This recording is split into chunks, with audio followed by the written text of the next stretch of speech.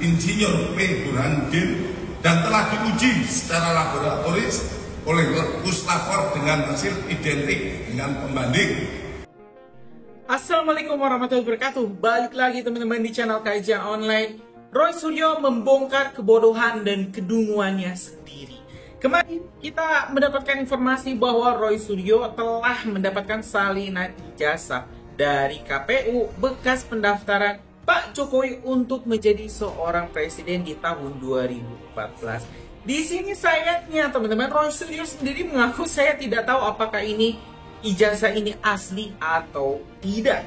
Jadi harus diteliti dulu. Nah, Pak, ini teman-teman ya, bodohnya setelah diteliti, tunggunya ini Roy Suryo setelah diteliti masuk ke lab forensik. Rupa-rupanya lab forensik tersebut menyatakan ijazah tersebut asli 100%. Padahal sebelumnya Roy Suryo CS teman-teman berkuar-kuar di depan seluruh media nasional dan juga ini sosmednya menyebut bahwa saya yakin 99,99% bahwa ijazah Jokowi itu masuk. Tapi ya, lab forensik teman-teman mengatakan hal yang berbeda. Ini kan sangat menarik teman-teman. Jadi ketahuan bahwa Roy itu memang adalah pakar abal-abal, pakar telematika bohongan yang memang hanya ingin mencari sensasi karena tak lagi punya panggung untuk cari makan. Jadi kalau misalnya Roy Suryo nggak bikin sensasi, ya nggak akan terkenal, nggak akan bisa dapat popularitas, nggak akan ditawari job untuk ngisi debat di sana sini. Ya itu sudah jelas teman-teman, ini bukan lagi atas dasar keadilan kebenaran apa yang dituduhkan oleh Roy CS, tapi atas dasar perut, pengen makan, pengen duit. Itu yang saya yakin. Nah, biar lebih lengkap mending kita simak saja deh bagaimana wajah Roy Suryo ketika tahu setelah diteliti oleh lab forensik ijazah yang dia bawa, yang didapat dari KPI itu asli 100%. Kita simak dulu informasi selengkapnya.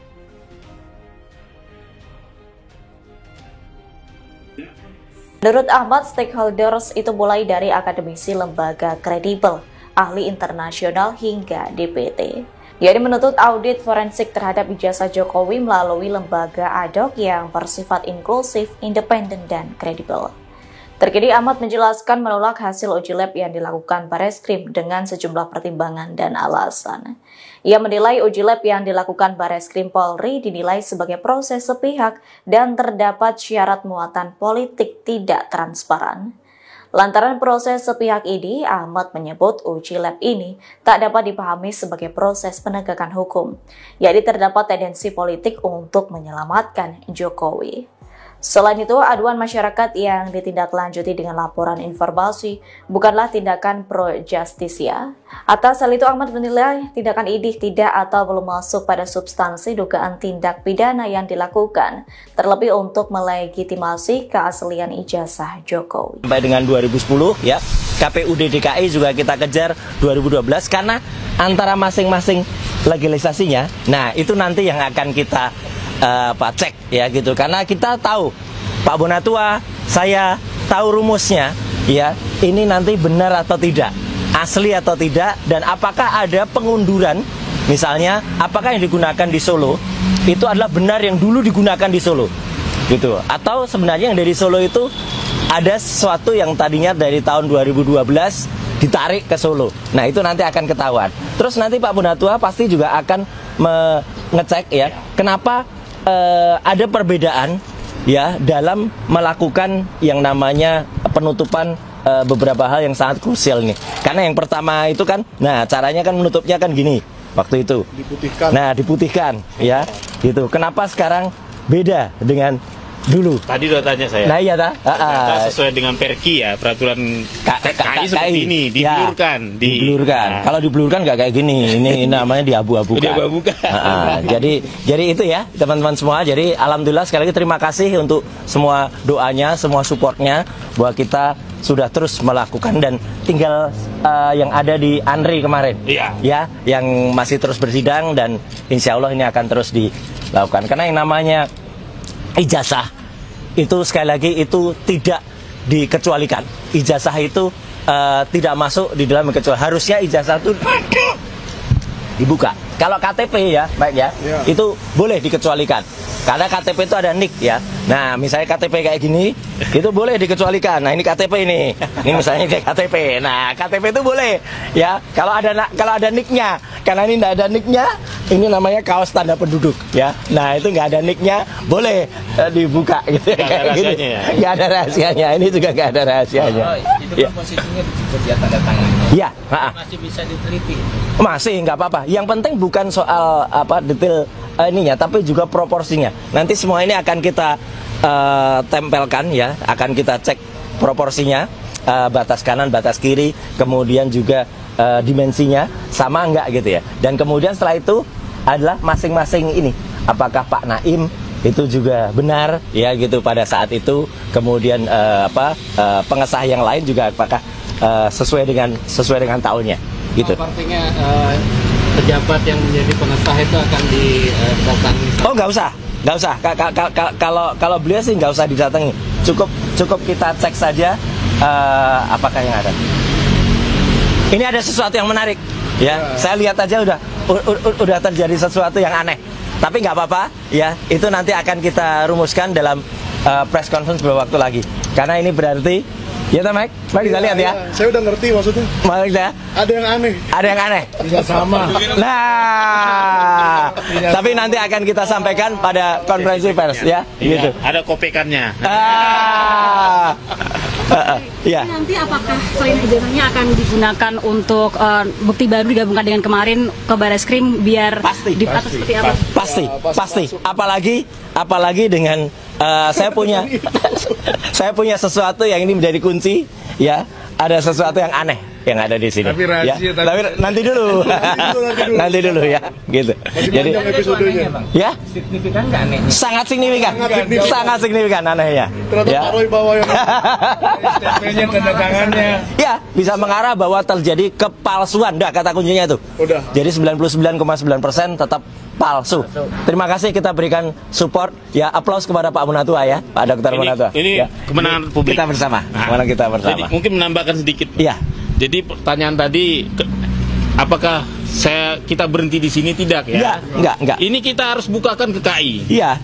Nanti kita akan sidang di KI mempertanyakan ini, kenapa ditutup? Tanda tangan ini seharusnya nggak ada kerahasiaan. Tanggal lahir juga beliau, semua kita udah tahu tanggal lahir. Tahu 21 Juni 61. Iya, sampai hafal lah. Jadi Ada di sini, ada di KTP. ada KTP. Ya. Jadi kita akan tetap berjuang sesuai dengan Undang-Undang KIP. Memang KPU bisa saja menyembunyikan informasi yang ada di dokumen ini.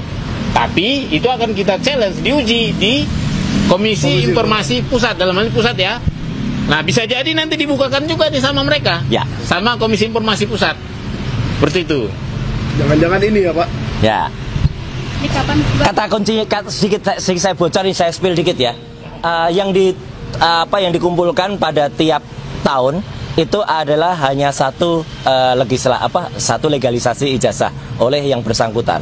Ya, jadi harusnya apa yang diberikan kepada KPU dan juga yang kemudian diserahkan oleh yang bersangkutan dalam hal ini ada. Ya, pemirsa, sebelumnya pelapor dugaan ijazah palsu Joko Widodo, Roy Suryo, mendapat salinan ijazah Jokowi dari KPU Jakarta. Ijazah Jokowi tersebut digunakan saat Jokowi daftar menjadi Gubernur Jakarta tahun 2007 lalu.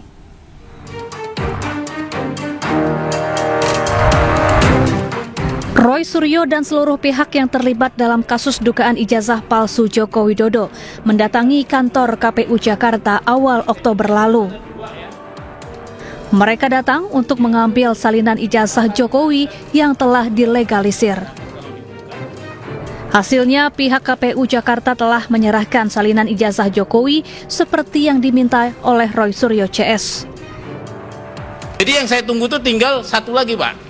Pertanyaan tadi, yaitu adalah salinan ijazah terlegalisir tahun 2005 dan 2010. Semoga nanti kita mendengar dengan adanya tekanan publik, maka Komisi Informasi Jawa Tengah segera mengadakan sidang. Ya, alhamdulillah. Udah tadi. Udah nih. Sudah. Enggak, maksud saya gini. Ya, alhamdulillah hari ini untuk kedua kalinya kami mendapatkan salinan resmi ya dari berkas yang pernah dipakai. Kali ini adalah dipakai oleh Joko Widodo ketika mengikuti Pilkada DKI Jakarta tahun 2012 ya.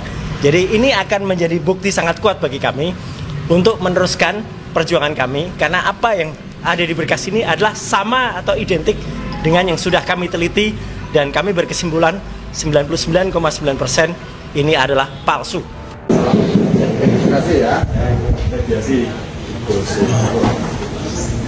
Kemungkinan besar apa yang kami inginkan tentang ijazah itu tidak akan pernah terwujud ya.